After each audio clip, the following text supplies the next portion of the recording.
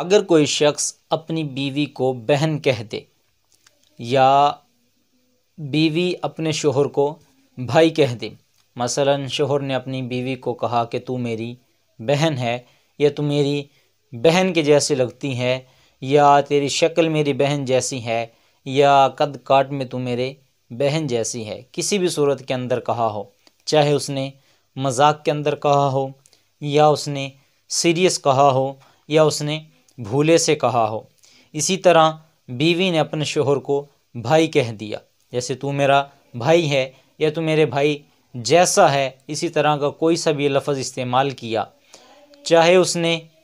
मजाक के अंदर इस्तेमाल किया हो या उसने भूले से इस्तेमाल किया हो या उसने गलती से इस्तेमाल किया हो, किसी भी सूरत के अंदर चाहे शोहर अपनी बीवी को बहन कह दे या बीवी अपने शोहर को भाई कह दे, तो ये अल्फाज इस्तेमाल करने से उनके निकाह के ऊपर कोई असर नहीं पड़ेगा। अलबत्ता ये अल्फाज इस्तेमाल करना उनके लिए दुरुस्त नहीं है। ऐसे अल्फाज इस्तेमाल करने से बचा